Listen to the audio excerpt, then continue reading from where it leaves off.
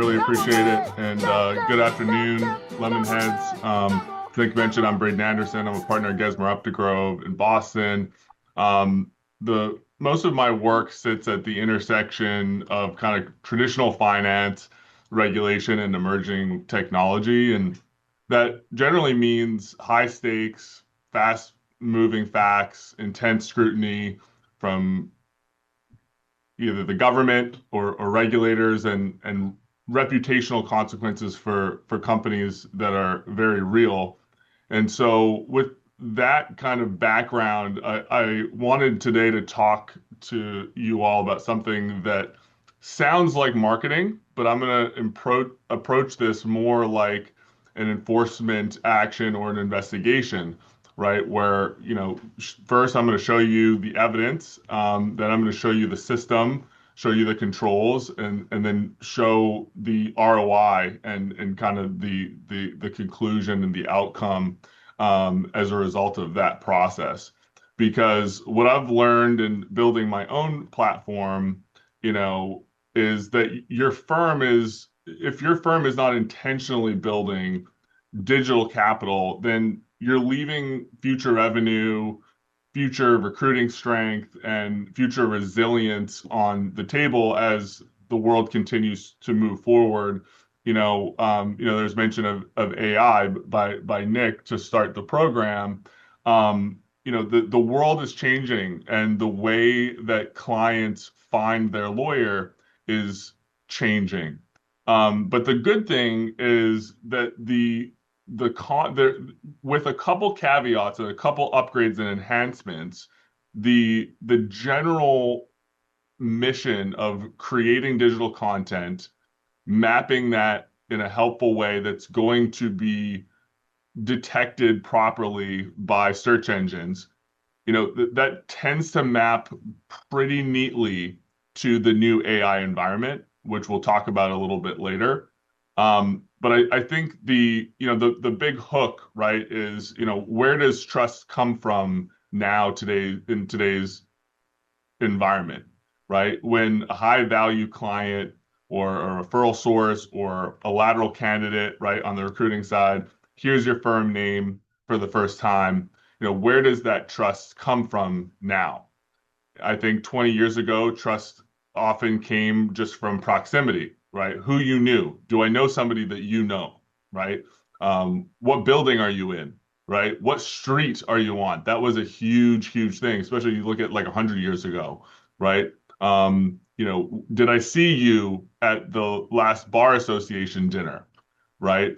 I think today, and obviously the other thing back in the day was like the directories, right? There was a massive, big red book, a huge directory of phone numbers and emails of folks at respective firms and companies in different categories. And I think today, right, just with the rapid, globalization of information and how fast information travels, right? It's about making sure that we build systems of trust and credibility that travel, right, in the same way that modern media does. And I think, some general foundational principles are, one, presenting a clear point of view, two, consistent education, being known as an entity, as a brand that consistently is plugged in, is in the loop, is talking about interesting, important things and educating the community around them. Providing useful explanation of complex issues. And that's again to the relevance piece. There's hooks every single day. There's too many hooks to keep up with, right? I mean, in my very niche space, I mean, there are over 1,000 different niche areas of law, right? It's very difficult to master all of them, and it's very difficult even to master one, right? Because there's just so much going on. But identifying, the areas where a useful explanation is going to be the most valuable on a particularly complex issue that people have the most interest in, kind of pulling from your experiences is going to be the best way to start. Another principle is, the public record that you're building of competence, right? And I think increasingly, video and audio, right, that make people feel like they know you before the first call, right? I think that's one of the huge values of video. As I'll get into, throughout the presentation, the written content is not dead. It has not went anywhere, and it's as important as ever. I think video provides a different type of value. If you think about it as kind of a one-two punch, right? But video and audio are a huge opportunity to share more about who you are, be more expressive.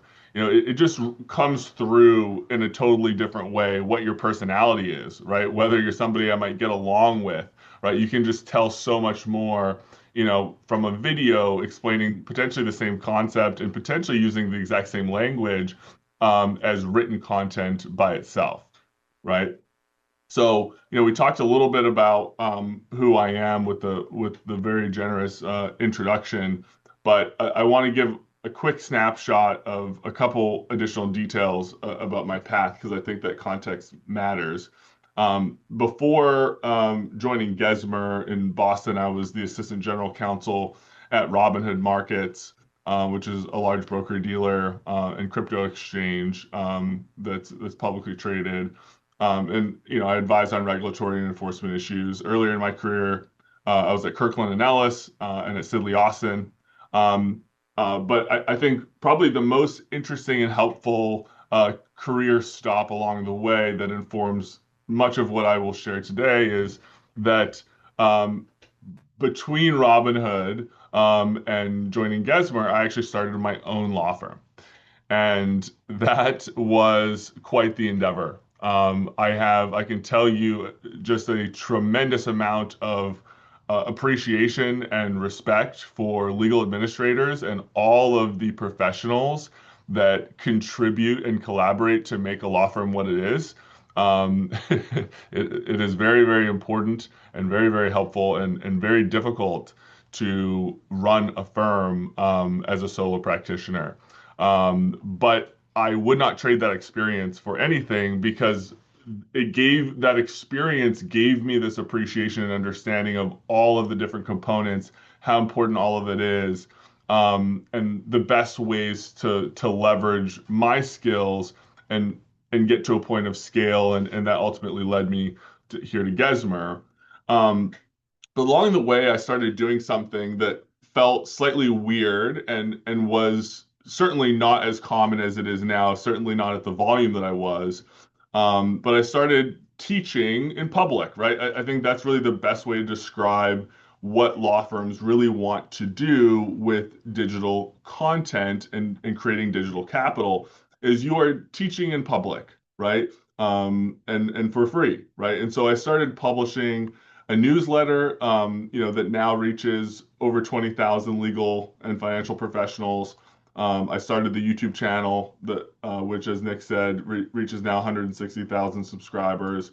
And I started to build that, not because I wanted attention, but because I I think for every person in the room in the legal industry, I think will understand that, when the stakes are high, people don't want a brochure. They want clarity from somebody that they trust, and you build that trust over time, right?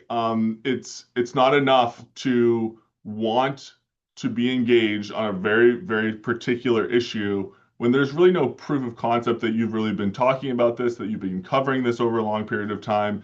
This digital capital that I'm talking about really provides you an opportunity to earn trust with people who maybe have not even met you, right? But with every single update, with every piece of free value that you are generously but studiously providing to the marketplace, right? Without fail, nothing's getting past you. You're covering everything.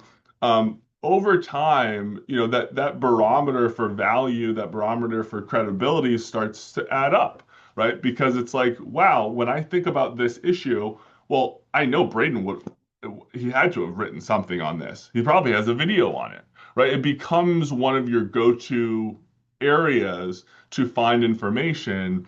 And when something does rise to the level of a potential engagement, or it comes up in conversation with somebody else, right? Some of the traditional methods of referrals and classic business generation then plug into that model, right?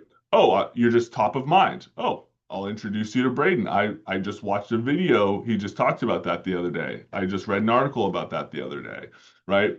Um, and so I think what's important to understand that some folks from the old school often don't quickly gather, right? Because they think of this videos and articles and doing this, they think of it as this other thing, this thing that is other than what has made them successful, which is often much more driven by direct personal relationships.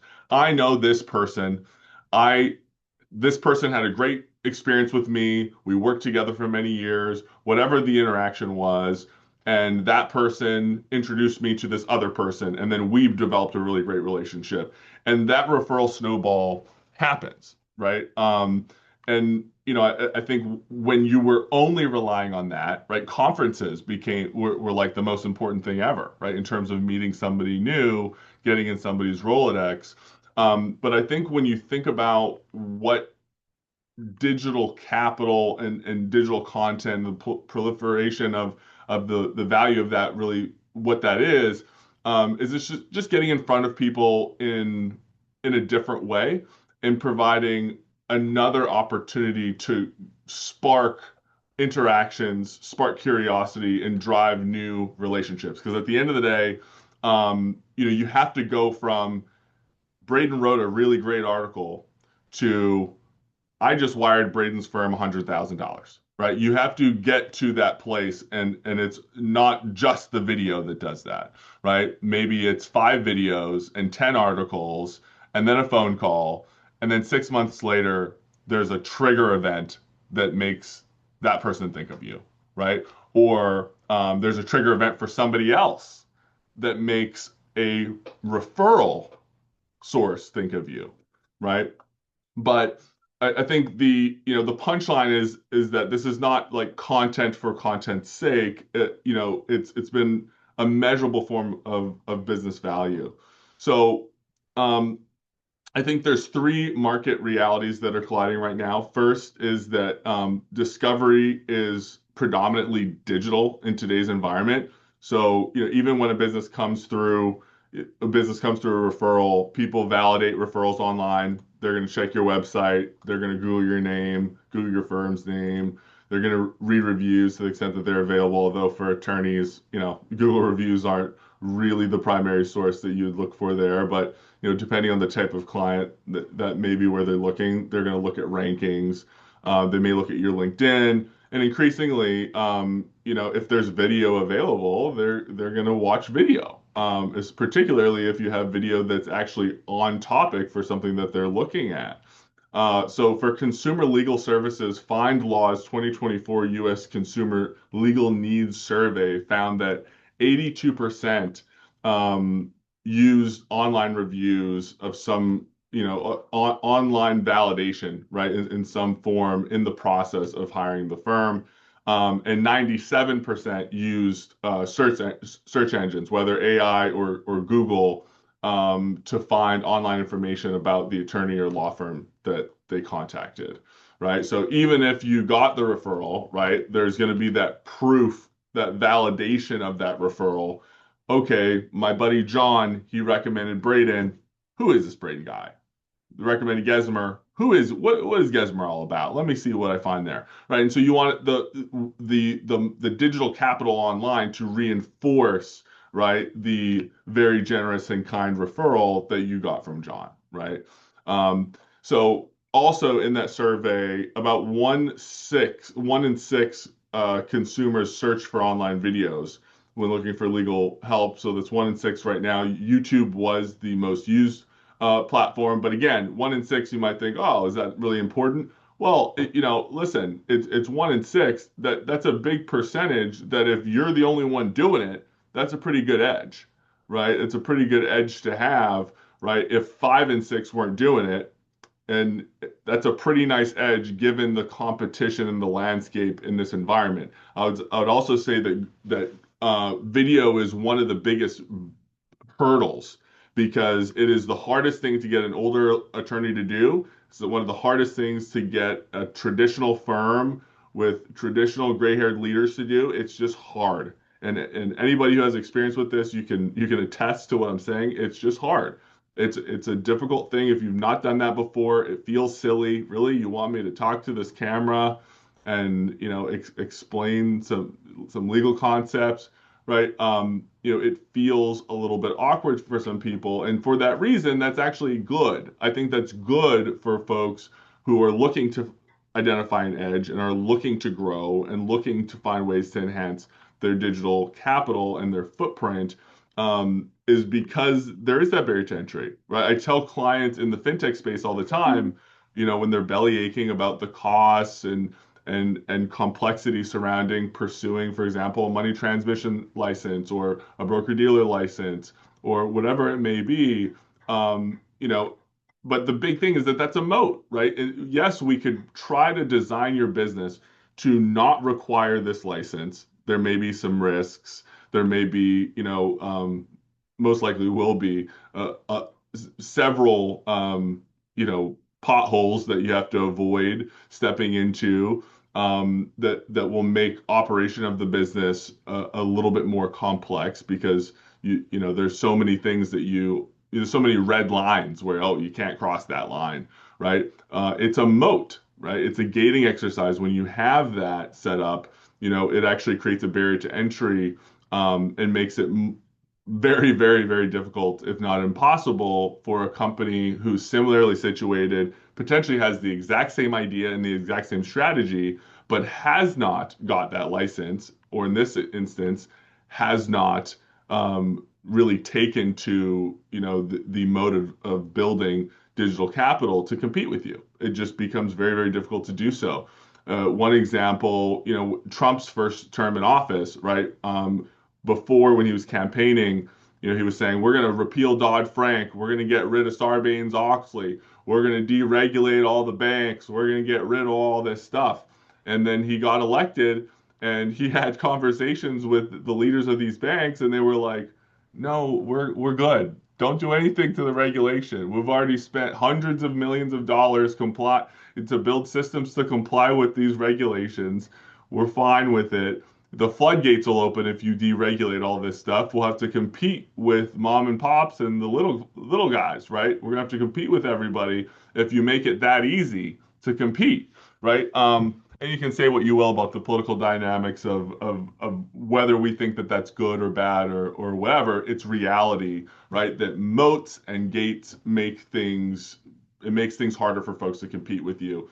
And so anything that you can do that drives value, that has a little bit of a barrier to entry to it, or isn't super easy to do, start finding value in that. Not just looking at well, this is going to suck. It's going to cost some money. We're going to have to bring someone in. We don't understand this, right? Those things can actually be used to your advantage. Second, trust is strained. So Edelman's 2025 Trust Barometer shows high levels of concern that leaders purposely mislead people, right? It also shows that globally scientists and teachers are more trusted statistically than CEOs, journalists, and government leaders. So what does that mean for law firms, right? It means that promotion is expensive and education is powerful, right?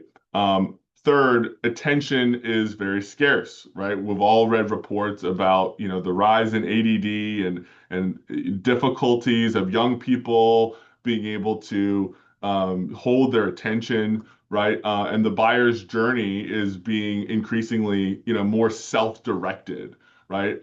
Google Think with Google Work highlights that 92% of B2B buyers already have a short list of preferred vendors before they even start the buying process, right? So if you're not building familiarity before somebody needs you, you are fighting an uphill battle at the exact moment that you can least afford to do that, right? It's just going to be very hard to compete. So let's talk about defining what this asset is, right? And this is the definition I want you to carry back to your firm. Digital capital is the compounding asset that you build when your expertise is packaged into content that is discoverable, credible, and consistently delivered. I'm going to say that one more time because I think it's really important to write down and to think about and build on. Digital capital is the compounding asset that you build when your expertise is packaged into content that is discoverable, easy to find, credible, and consistently delivered. And I think that that can be broken down into three subcomponents. One is trust, right? People believe that you are competent, the firm is competent and candid. Two, distribution, you have a reliable way to reach them, not just hope that an algorithm is kind to your firm on a given day, right? So thinking about the different platforms, YouTube, LinkedIn, I think it's a brand decision whether you want to post on, for example, Instagram or Facebook. Some firms choose to, some firms choose not to, right? TikTok, right? I would generally say touch and go, touch and go. Um, I think if you're a multi-billion dollar firm, I don't. This may be surprising coming from me. I don't know that TikTok or Instagram are really worth the squeeze. I think the vast majority of value that you're going to get from digital content is can largely be gained from LinkedIn, email, right? Direct through your website, building up your website, writing blogs, and posting on LinkedIn, YouTube, right? I think those platforms likely are going to get you the best distribution in terms of bang for your buck because you don't want to confuse your audience now about kind of or dilute your brand in any way.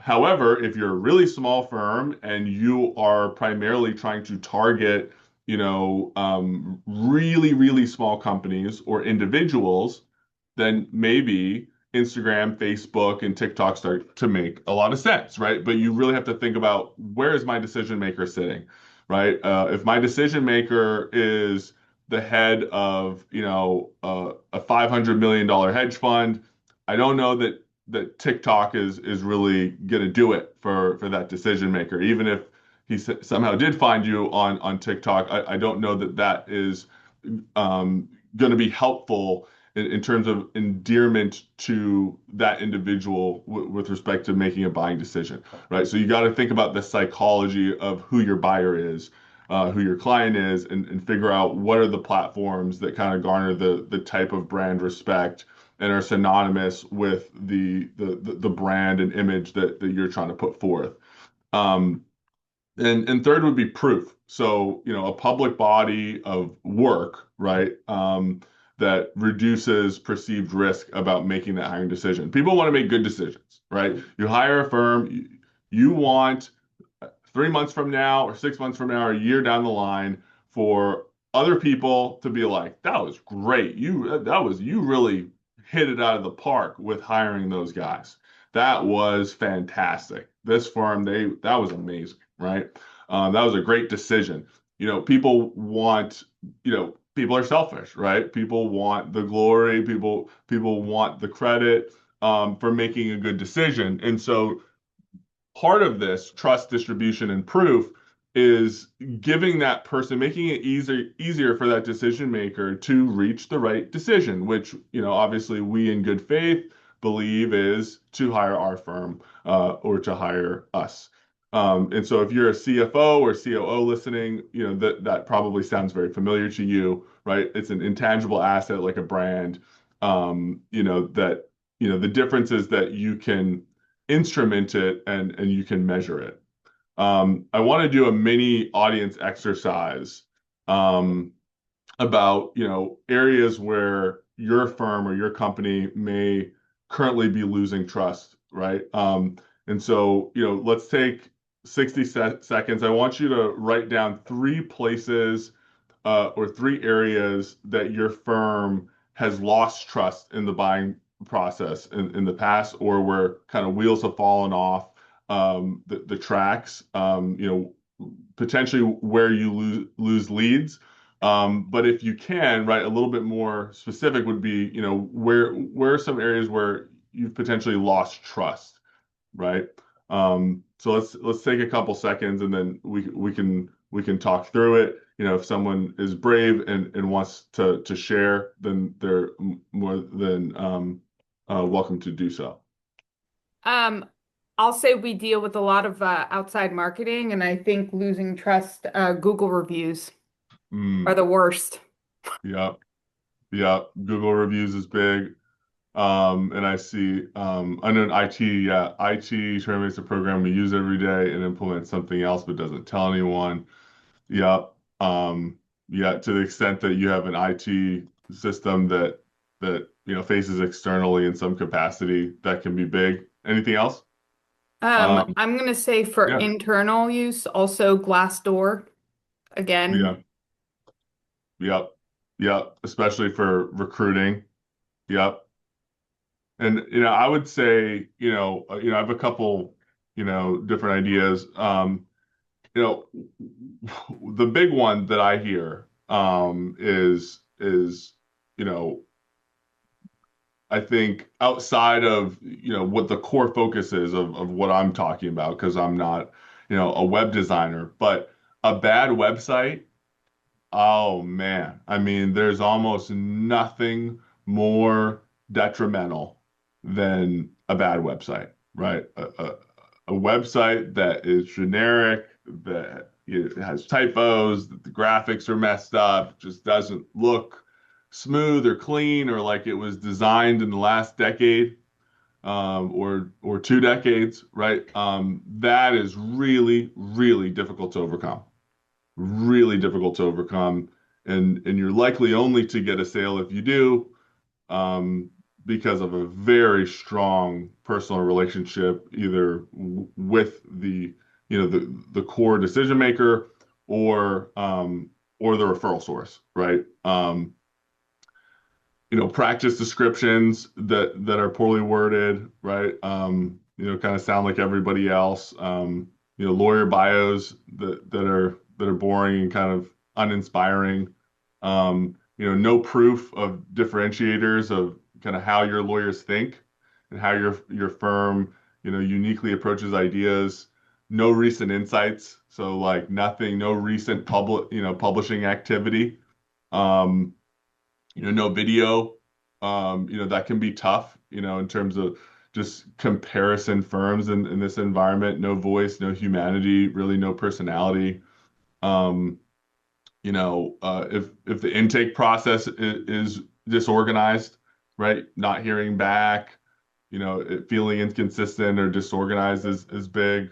Um, and so I think that's a big one. Um, at least in the modern environment, when you're looking at kind of the younger generation, I think for folks in different generations, you think about it a little bit differently, right? You may be able to look at, a lawyer's bio and be able to just say, oh, okay, they've been practicing for X amount of years.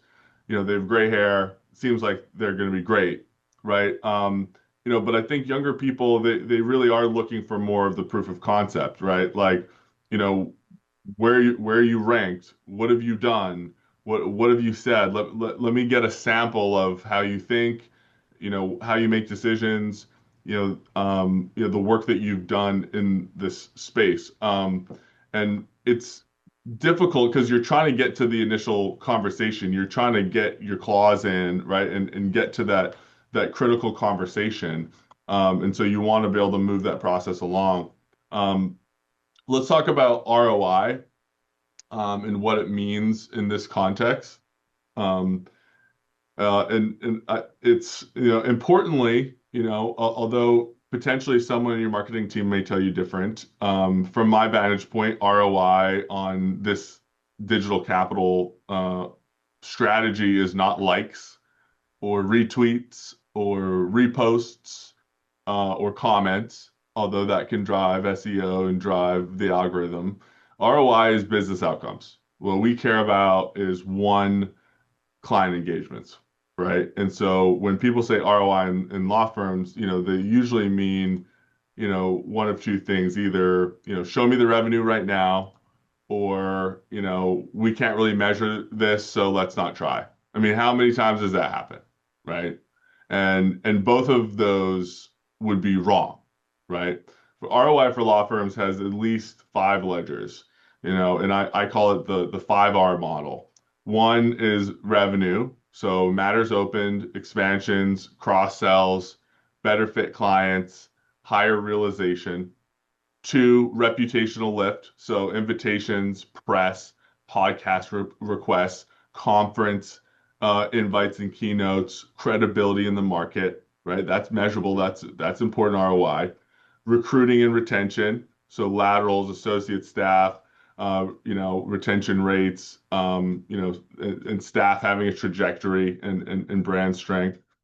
Four, risk reduction, so like better informed clients, better fit clients, so fewer preventable blowups. If you can cut a client out of the prospective client out of that process early because it's very clear that they're not going to be a good fit, um, then you can prevent an issue from coming up later and have fewer kind of surprise misunderstandings. We all know what it's like to have a bad client, right? I've had bad clients, I've had great clients.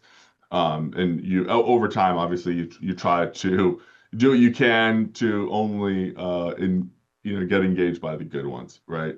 And then resilience, right? So when the market turns and other firms, are struggling, the firms with strong trust and distribution, they don't go silent, right? They stay top of mind. And I am going to send around some slides in the next day or so. So I know someone asked for, for these 5 Rs: revenue, reputational lift, recruiting, risk reduction, and resilience. But I will end up sending a slide deck around in the next couple days. Um, so, you don't need to pretend that every LinkedIn post equals a new engagement letter, but you do need to understand that a strong digital presence changes the probability distribution of outcomes, right? So it statistically, unequivocally increases the odds that your next best client is already warm when they arrive, right? And I think that is ROI. And it's a form of ROI that we need to become familiar with when we're evaluating these kinds of strategies. So, let's talk about why thought leadership beats marketing materials. There is a ton of research that captures something that every lawyer and most legal professionals intuitively already know, right? In the 2024 Edelman LinkedIn B2B Thought Leadership Impact Report, 73% of decision makers said thought leadership is a more trustworthy basis for assessing capabilities than marketing materials and product sheets. That's just pretty powerful. So your own thought leadership is 73% of decision makers say is way more important than your sexy marketing deck explaining how great you are, right? Show me, don't tell me, right? How many times have we heard that before? And more than 75% said that thought leadership led them to research a product or service they were not previously considering. Okay. So thought leadership is driving the decision making. Why? Because people don't like to be sold. People hate to be sold because everyone wants to be the genius. It was my idea.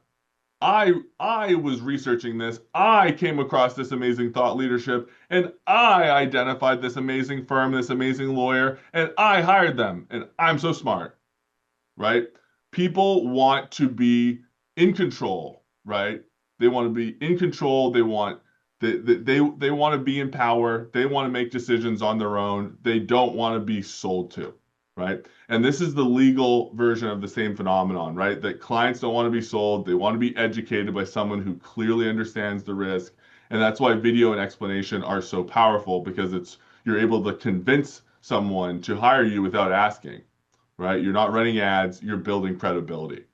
So I want to talk about the 95 and 5 reality in the long game. So this is another concept that I find incredibly useful for law firms.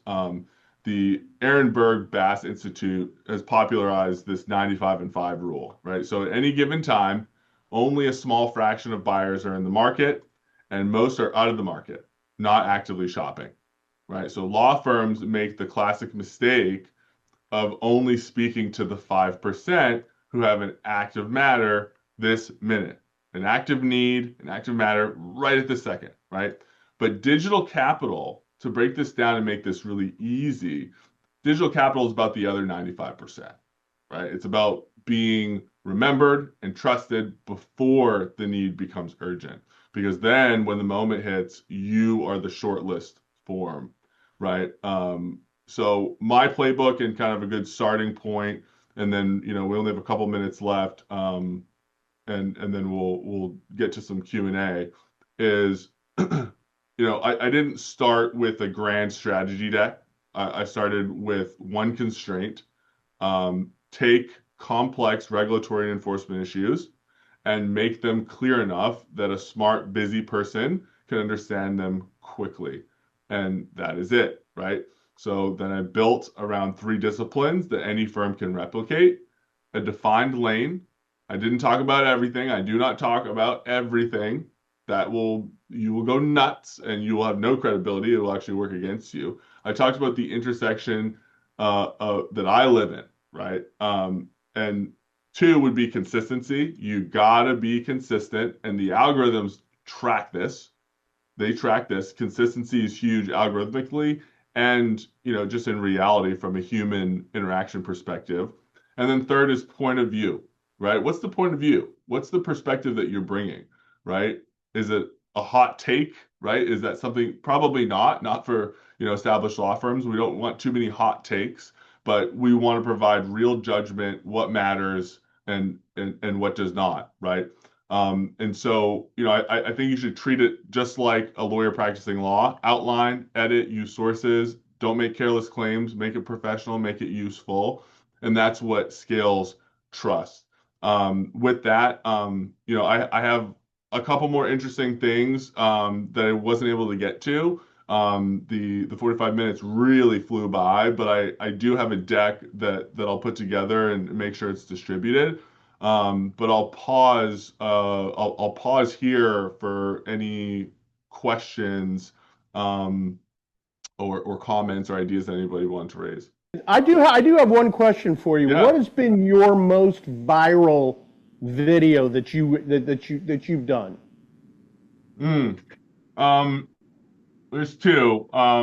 There's one that was a short that was and it was very short. I mean, I think it was like 30 seconds.